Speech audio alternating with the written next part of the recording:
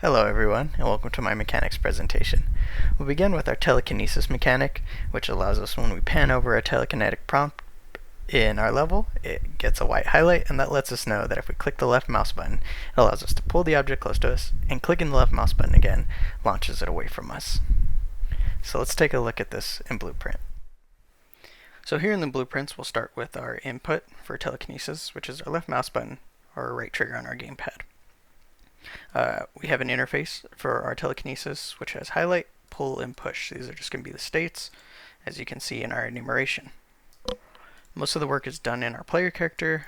Our input action for telekinesis checks the property of our telekinesis boolean. If it's true, calls push. If it's false and our current prop is valid, it'll call pull.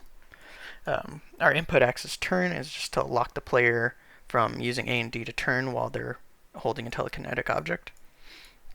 Our zoom custom event here locks the camera up and to the right of the player character a little bit, just so that they can see the object they're holding and the world in front of them.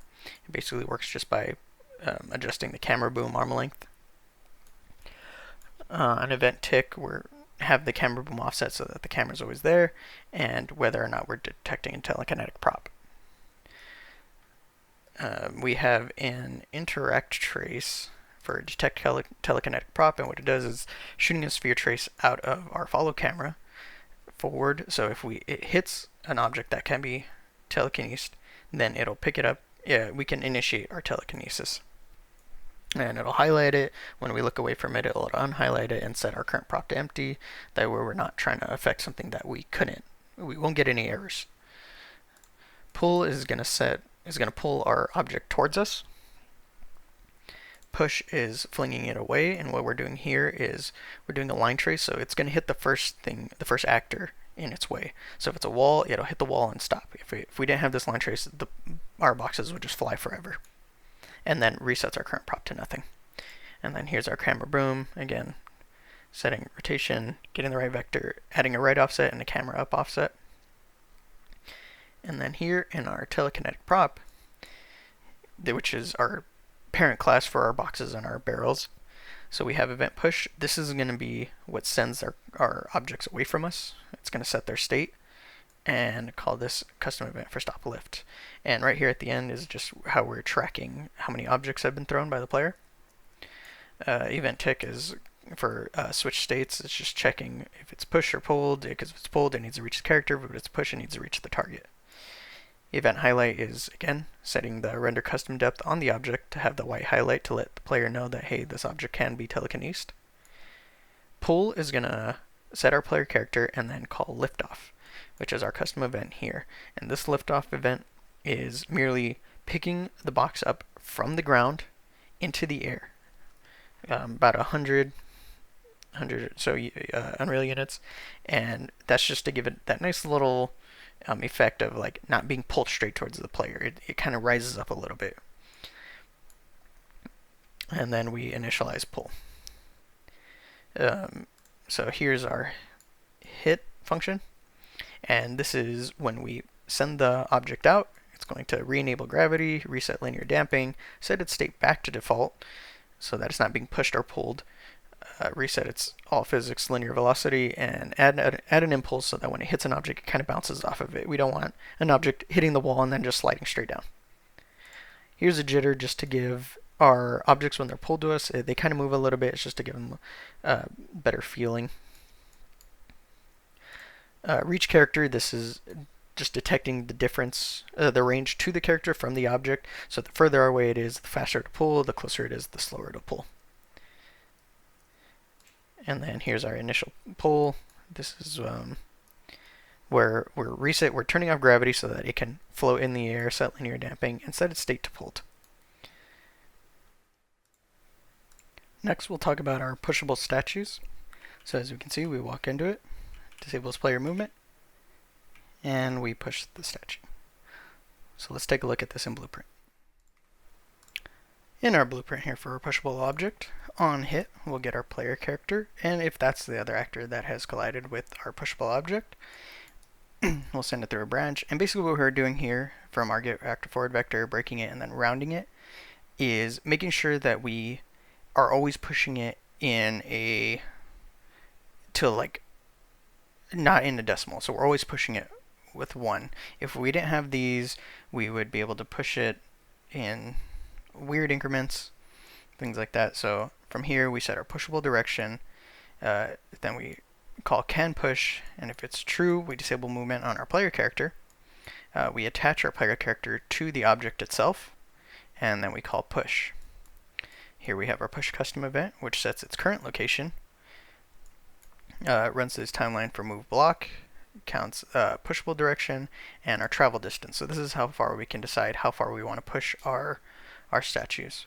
And it gets our current location and adds it to the result of this. And then we set our actor relative location, and then we call stop pushing.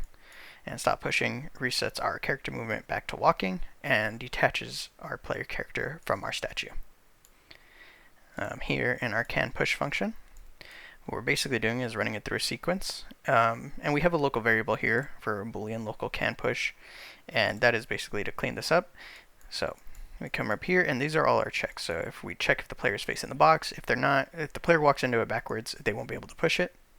If it has room to move, this is seen in the gameplay. I had the debug on, so if you try to push it into an actor or another object, it'll stop. It'll detect that it's there and tell the box that it can't move.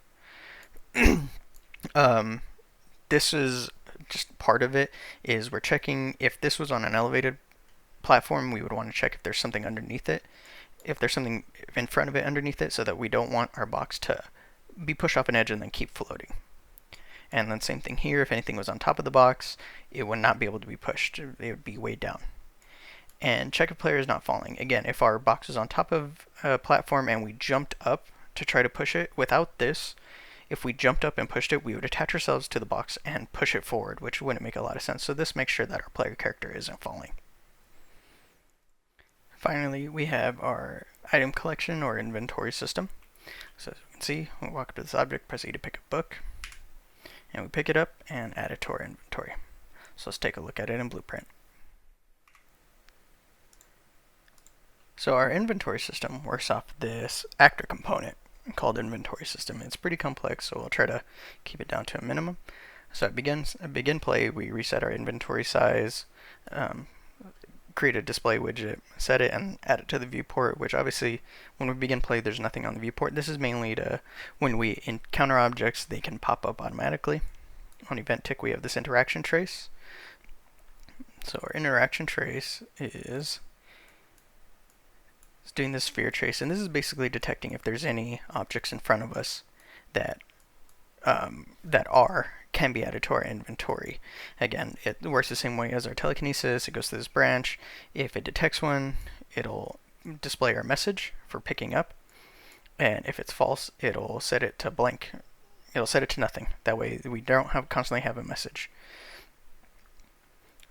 Back in our event graph, this is for our interact. This is what is doing our pickup object. This is why our talk to and pickup objects are two different keys. So on our interact, if our item data component is valid, we can call interact with, but if it's not, we'll set the owner to our target and call on local interact. This is to update our inventory. In our inventory system, we were able to transfer slots, so that's a little something that wasn't in the gameplay. And then here we go. Here's for our interact. It gets our look at actor. If it's valid, we can call interact on it. And then on local interact, we cast our interactor to our third-person character and then call interact with. So we'll go to add to inventory, and here we are getting our local quantity remaining in the world as long as it's greater than 0 and local has not failed. In our while loop, we can find a slot to add our item to our inventory, and then decrement our local quantity remaining. If on completed, if not local has failed, it will return success and our local quantity remaining. Also on this branch, if the find slot was false, it'll actually create a new stack for our items and add them to our inventory. And this is where we're able to add our quest items for our books. And this is where we're passing it in. We're getting our map for our content, passing in our item ID, which belongs to our books themselves, incrementing our quantity, and then adding that to our content map.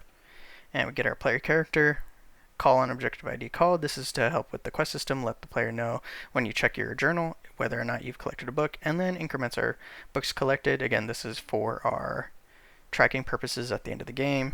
This was just kind of a basic one right now. I'm definitely going to swap this out, but that's what this part's for. And that about completes the mechanics part of my level. So we went over our telekinesis and how it works, our pushable objects and how they interact with the player character and how they work, and our add to inventory. And all this would talk to our quest system, which is completely independent of all these. Thank you so much for watching. As always, any and all feedback is always appreciated. Thank you for watching.